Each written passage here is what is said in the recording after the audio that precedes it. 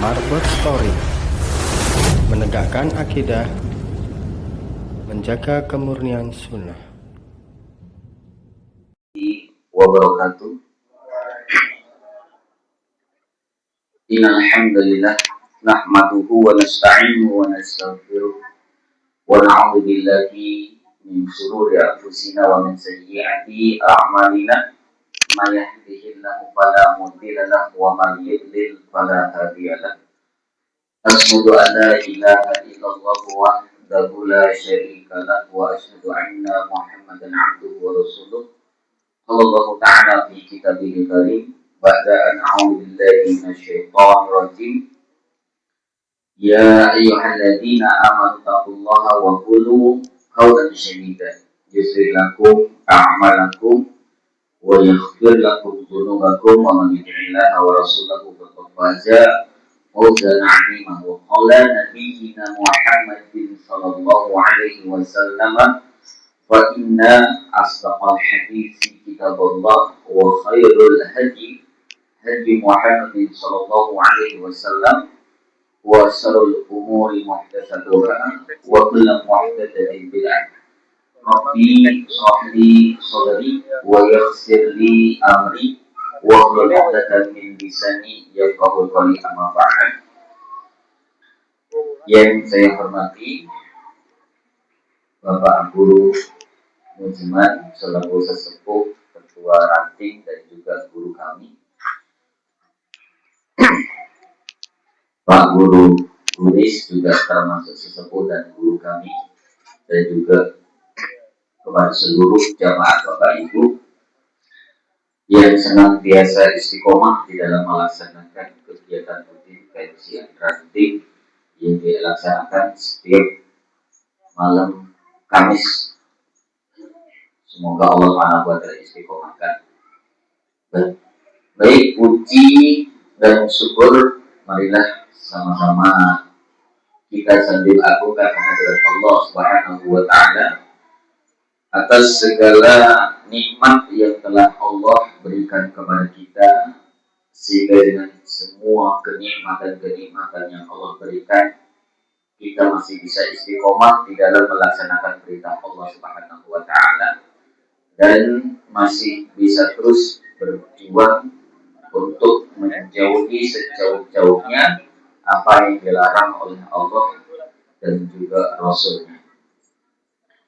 Bapak Ibu jamaah pengajian Masjid Baitul Salam yang senantiasa dalam rahmat Allah Subhanahu wa Ta'ala, semoga kita semua tidak bosan-bosannya untuk mengistiqomahi amalan soleh ini, karena ketika kita terus berusaha untuk mengistiqomahi amalan soleh ini, yaitu pengajian yang sudah rutin ini, akan menjadi amalan yang paling dicintai oleh Allah. Meskipun ya jumlah kita sedikit kecil gitu, dan bukan pengajian yang kayak pengajian tabligh akbar, bahkan mungkin yang mengisi pun ya ustadz-ustadz kampungan macam-macam kayak kami ini. Tapi ketika ini kita istiqomah, maka ini akan menjadi ahabul amal, akan menjadi amalan yang paling dicintai oleh Allah. Dan itu disebutkan di dalam hadis qudsi, ahabul amal indallahi adwamuha wa inqam. Amalan yang paling dicintai oleh Allah itu adalah amalan yang dilaksanakan secara dawam, secara istiqomah, istimror, continue, terus menerus. Wa inqam, meskipun sedikit ya, meskipun kecil, tapi ketika itu diistiqomahi, maka itu akan menjadi amalan yang dahsyat. Maka mari Bapak Ibu ya, usahakan setiap pribadi kita ini mempunyai amalan yang kita bisa istiqomahi, sehingga amalan tersebut itu akan menjadi amalan yang dahsyat di mata Allah Subhanahu wa Ta'ala.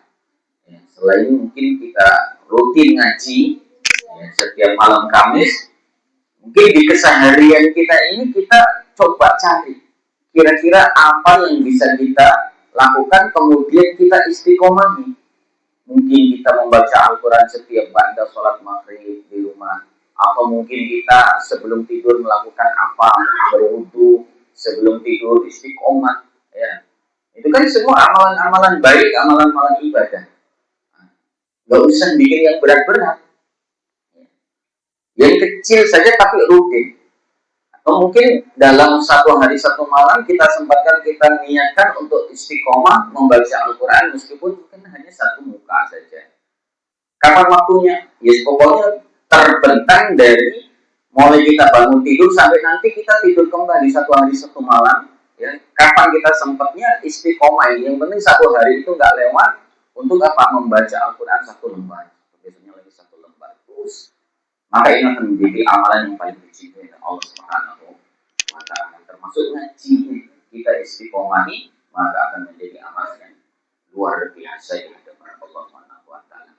Ya meskipun mungkin perasaan kita baru kemarin ngaji menahan. Ya, sudah seperti itu, sifat dunia itu ya sayun jadis, sesuatu yang memang fana dan sifatnya cepat gitu ya, cepat banget.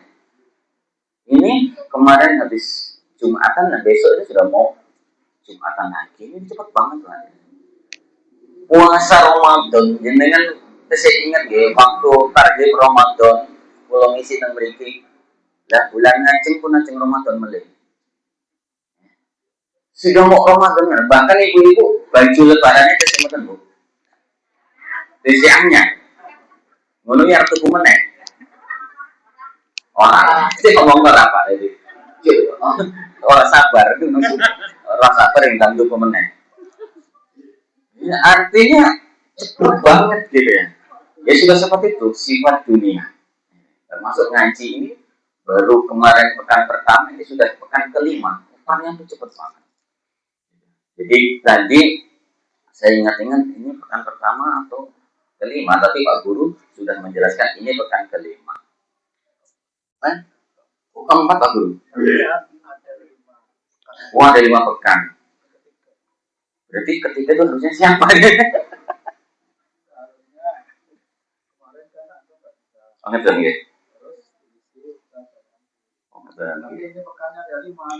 Oh, gitu. Yang penting jangan sampai nanti ada, nanti saya masuk menggantikan yang lain malah akan jadi masalah. Yang penting jalan aja mengalir. Sebenarnya hari ini juga Aceng izin balik mau Pak Guru, tapi sudah kadung mengiyakan dan nggak enak juga, kemarin sudah izin balik. Hari ini ada ujian Tasmi Akbar dan pondok dimulai mau engine jam 8, kayaknya nggak selesai. Ini kalau kita lanjut biasanya sampai jam 2 malam, jam 1 malam yang terakhir dulu itu. Kemudian mungkin besok, karena jumlah yang kita ikutan ujian Tasmi itu semuanya 127 santri. Yang itu pun beragam, ada yang 1 juz 1 kali duduk, ada yang 3 juz 1 kali duduk, ada yang 5 juz, bahkan ada yang 10 kayak ambil asal. Nah, ini cukup makan waktu. Sementara yang menguji itu tadi hanya 16 orang. Jadi, waduh, satu orang ini 1 jam kali 100, itu belum yang 3 juz. 3 juz berarti sudah 3 jam. Belum yang 5 juz, sudah 5 jam. Jadi enak yang diuji daripada yang menguji. Yang menguji ini selesai 1 jam, yang diuji selesai mundur, maju lagi. Waduh, atau hari itu hanya dapat 3 saya. Nah, nanti mau izinin kita pending karena ada pengajian, insya Allah pada Isa nanti. Mohon doa Bapak Ibu agar seluruh santri yang mengikuti ujian ini, atau ini sudah semua belum? Nah, ini sudah juga. Nah, ini diberi kemudahan di dalam menghafalnya, karena kadang hafal tapi kalau sudah didapat ustaz, apalagi ustaznya ditakuti, grogi, hilang hafalannya. Makanya kadang santri itu kalau ujian yang saya menguji itu pada milik, sudah nggak ada pilihan, ustaznya grogi. Tapi ada juga yang malah senang nyari, saya ingin sama ustaznya. Baik, untuk materi kita pada pekan yang ke Jadi 4, 3. Kalau pekan yang kedua ya, itu adalah fikih. Karena ini matanya pekan keempat, maka kita masuk faksul masail. Namun sebelum kita masuk materi ya, untuk merefresh saja ini untuk mengingatkan ya, jangan sampai nanti kita bahas lagi. Yang penting paham. Adapun mengamalkan itu nanti. Syukur-syukur paham langsung diamalkan. Ya. Tapi ketika memang masih belum berat, belum bisa mengamalkan, paham itu. Yang lali yang repot. Tapi lali kalau diingatkan mesti akan ingat kembali. Ya, maka nanti saya coba refresh kembali materi-materi yang dulu. Ya. Ini kita masih masuk seputar bab masalah sholat. Jadi ibadah itu memang banyak sekali bab-babnya ya. Termasuk sholat ini belum tuntas. Ya. Dalam sholat itu nanti dulu yang sudah kita pernah bahas itu masalah salam. Bagaimana pengucapan salam yang benar dalam sholat itu? Masih ingat Bu? Orang ingat ya, menggawe kopi terus sampai kotak-kotak ketik orang rampung gitu. Tapi orang yang kopi ini juga seru dengan sini. Istimaklumi. Wong itu ini memang kudunya dimaklumi. Pengucapan salam yang benar itu bagaimana? Assalamualaikum warahmatullahi wabarakatuh. Ke kanan, Assalamualaikum warahmatullahi wabarakatuh. Ke kiri itu kalau kita membuka dalam kitab tarjih. Di dalam kitab tarjih Muhammadiyah, karena panduan kita tarjih itu salam ke kanan, Assalamualaikum warahmatullahi wabarakatuh. Assalamualaikum warahmatullahi wabarakatuh. Ke kiri itu dalam kitab tarjih Muhammadiyah. Meskipun nanti kalau jenengan coba dicek ulang lagi terkait dengan dalil itu, yang rujukannya adalah ke kitab Bulughul Maram, nanti jenengan cek di Bulughul Maram malah nggak sesuai dengan yang ditarjih. Yang di kitab aslinya yang direkomendasikan di Bulughul Maram itu Assalamualaikum warahmatullahi wabarakatuh ke kanan, Assalamualaikum warahmatullahi ke kiri itu Assalamualaikum warahmatullahi. Inilah ikhtilafiyah di dalam masalah ibadah. Serunya fikih di sini. Serunya fikih di sini. Jadi kalau yang menikmati fikih senang ya, terhadap perbedaan. Tapi kalau yang nggak menikmati, jadi permusuhan. Seru di sini. Mudah-mudahan untuk jamaah kita semua ini insya Allah bukan termasuk ya kategori orang-orang yang artinya fanatik buta yang tidak mau menerima pendapat dari yang lain. Baik, kemudian masih dalam masalah sholat ya, seputar sholat. Yang ini yang ingin saya tambahkan, sholat itu ketika pelaksanaannya dilaksanakan secara berjamaah itu memang nanti ada yang masuk dalam, ini bukan rukun tapi rangkaian, yaitu ada azan dan iqamah. Ada azan dan iqamah. Terkait dengan masalah azan ini juga masuk dalam pembahasan. Karena ketika nanti kita bahas, panduan kita adalah kita baca kitab Qaulul Mubin fi Aqaidil Muslim dibahas tuntas, karena di sana ada 234 kesalahan-kesalahan. Koreksi total terhadap permasalahan-permasalahan sholat itu terdapat 234 kekeliruan-kekeliruan yang memang harus diluruskan. Di antaranya ada yang fatal sehingga membatalkan sholat, ya, karena itu kaitannya dengan arkan, dengan rukun, dan di antaranya itu tidak sampai membatalkan sholat. Nah, azan ini masuk dalam rukun yang ketika tidak diadakan kemudian sholatnya batal atau bukan. Jadi dengan sholat, orang yang azan langsung sholat zuhur berjamaah. Orang yang azan, artinya enggak azan, sholat jenengan sah nomor sah. Nah, mergo sah niki azan itu bukan merupakan syarat wajibnya sebuah amalan ibadah sholat, kemudian jenengan teng omah arep mangkat nang masjid, kemudian tiba-tiba sing azan kuwi kok suaranya cilik. Sampai masjid jenengan tingali ngurung sunat. Terus azan iki mau sah napa boten? Pengaruh kali sholat jenengan apa boten? Ini kan bukan rukun ya. Azan itu masuk rukun sebenarnya. Rukun itu yang tidak boleh tidak harus. Kalau nggak ada azan batal sholatnya. Dan terus mau jenengan saja. Karena ini bukan termasuk rukun. Okay. Terus jenengan sholat duhur tanpa ada azan. Sah mau betul sholatnya? Sah. Lah, ini pertanyaan saya sing takok aku basu masail jenengan jawab. Ustaz bertanya, santri menjawab. Saya judulnya. Nah, ini jenengan persiapan bagi berangkat ke masjid. Biasanya sing akan ya bapak-bapak sing suaranya mantep-mantep kuwi mau. Lah kok tiba-tiba suaranya cilik. Sampai nang masjid didelok bocah cilik, urung sunat pisan. Nah, pengaruh napa mboten teng terhadap salat jenengan? Pengaruh? Boten. Lek teng hatine jenengan mungkin nggih. Jangan jengkel bocah orang sunat kok wani-wani adan ya. Itu pengaruhnya yang hati.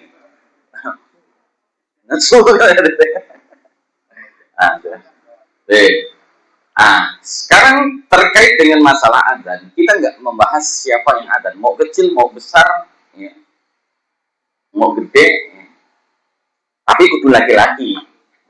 Orang itu nang masjid mergo renek sing bapak-bapak males ibuke orang yang masjid pun adzan, nah itu masalah gitu. Itu masalah.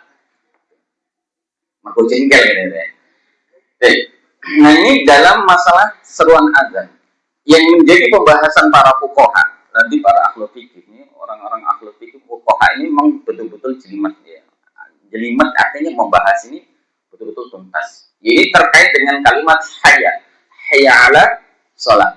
Ini tulisannya, tapi jenengan paham hayya ala sholat itu pakai hak nih. Nah, tapi nanti ada hayya ala sholat itu pakai nopo ha. Para muadzin ini kadang ada yang pakai hayya ala sholat, tapi ada yang hayya ala sholat. Nah, terus dari sisi makna niku sama nopo beda? Bedanya apa? Lek hayya niku nopo? Lek hayya niku nopo? Dengan ngomong beto. Berani ngomong beto kan berarti kudu jelasin gitu.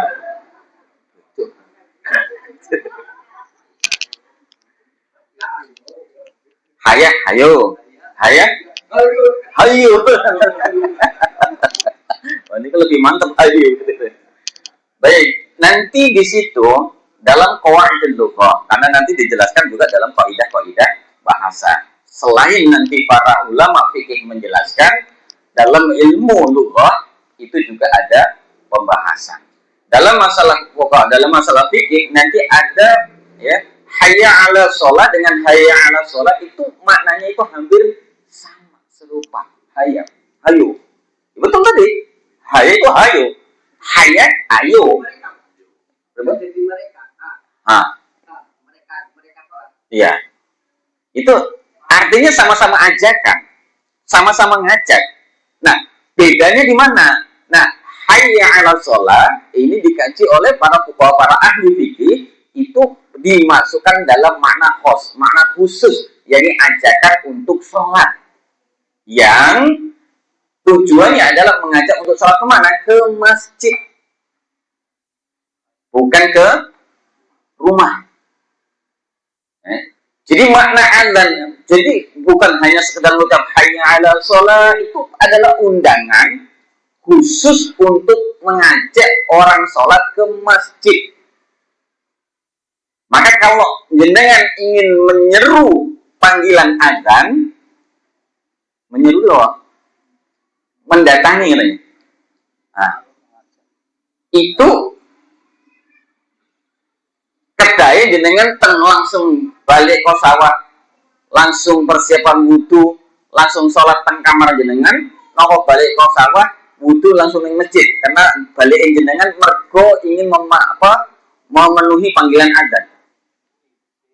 Nah, umumnya orang memenuhi panggilan adzan, dia sholat. Padahal adzan tersebut, hayya 'alal sholat, itu adalah mari kita menunaikan sholat di masjid. Makanya, ya, karena ini hayya 'alal sholat adalah khusus panggilan ke masjid, kalau terjadi hujan lebat, kemudian jalannya itu tertimbun dengan lumpur, mungkin wis kayak mirip-mirip neng Aceh ini. Nah, kira-kira. Lah terus seruannya bagaimana? Apakah zaman Nabi dulu boten enten banjir? Nanti terjadi. Udan deres sampai dalanan becek, wong-wong arep mangkat nang masjid itu angel, kalimat adzan hayya 'alal sholat itu diganti dengan shollu 'ala rihalikum.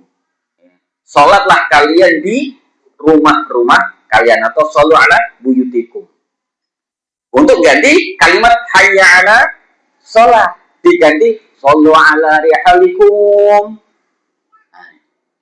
Lek sak niki jenengan adzan kemudian munine shollu 'ala rihalikum, iku kira-kira masjid apa niki? Baitul Salam dicap masjid apa? Hujan deras, adanya dirubah shollu 'ala buyutikum. Sholatlah kalian di rumah-rumah kalian. Jadi memang hayya 'ala sholat ini adalah khusus mari ajak panggilan, mengajak hayo mari, tapi untuk sholat dan difokuskan khususkan ke masjid. Lah hayya itu sifatnya umum. Ayo ke pasar. Hayya nadhab ila suq. Enggak ada dalam bahasa Arab hayya nadhabu ila suq. Dia tasawuf, enggak ada. Tapi adanya hayya bina. Tidak ada hayya bina, enggak ada. Hayya bina, ayo kita pergi. Nah, ini umum, pergi ke pasar, pergi ke sawah. Tapi kalau pergi ke masjid untuk melaksanakan sholat, kalimatnya dipakai hayya 'ala sholat. Paham, Bu? Ibu paham? Bu, paham apa? Lek ibu paham, bapak kudu luwe paham neng sing mangkat neng masjid, sing memenuhi panggilan adzan neng masjid itu bapak kudu paham. Nah, mongko karena panggilan adzan niku adalah khusus, ajakannya adalah untuk melaksanakan sholat di masjid, kalimatnya sing jenengan pakai ketika jenengan adzan iku kedai pakai huruf ha, senes ha. Jadi hayya 'ala sholat, bukan hayya 'ala. Terus Ustaz, kalau saya pakai hayya 'ala sholat, salah apa boten? Boten salah. Sholatnya jenengan tetap sah. Ning secara kawaid jenengan ngajak ning sawah. Ajakan secara umum. Tapi ketika kita mengajak secara khusus, ini kan mana khusus, makna khos ya. Para ilmu fikih, ilmu ulama fikih itu teman-teman. Hayya 'ala sholat, mari kita menunaikan sholat. Ini dalam kalimatnya. Kemudian untuk ini juga masih kadang perlu pembenaran. Ya. Ini kami pernah santri, ini kami diingatkan, ya, kami para asatid belum mengajarkan, tapi santri-santri pernah ditegur ya, sama sesepuh. Ya. Sesepuh kita ini luar biasa. Ngaji ini tenanan di sama Pak Abahnya Yasir itu. Beda dengan kita ini ngaji paling ya gon-golai makan itu gon-gol kacang tok. Masuk orang boleh. Beneran itu ngacang-ngacang. Ini ditegur ya, sama Mbah Rotun. Jadi kalau adzan itu jangan Allahu Akbar, Allahu Akbar, kan ada kecil-kecilan. Allahu Akbar, Allah. Beliau Pak, sing bener Allahu Akbarullah. Kalau orang-orang yang dulu tuh betul perhatikan. Terus beliau, ya, kita dengar, ya mungkin Mbak Notun kan kalau ngomongin ustadz, ya, rapenang deh. Jadi bocah-bocah yang dikumpulkan ini. Nah, tapi kita juga merasa akhirnya Pak, kalimat adzan kita ajarkan yang benar. Allahu Akbar, Allahu Akbar. Kalau mau disambung, ya. Tapi kalau mau diputus, Allahu Akbar, Allahu Akbar. Tapi kalau mau disambung, Allahu Akbar, Allahu Akbar. Baik, ini terkait dengan masalah adzan. Ya. Kemudian yang kedua kaitannya dengan masalah qomat. Nah, qomat ini itu menjadi haknya muadzin secara hukum. Artinya piye? Lek sing adzan sapa, maka yang qomat juga harus sapa gitu loh. Lek sing adzan aku, sing qomat aku. Tapi ketika nanti ada terjadi lain yang adzan, lain yang qomat, yo ojo rebutan. Ini yang repot gitu. Aku mau sing adzan. Lah aku sedikit juga waktu gimana repot. Secara aturan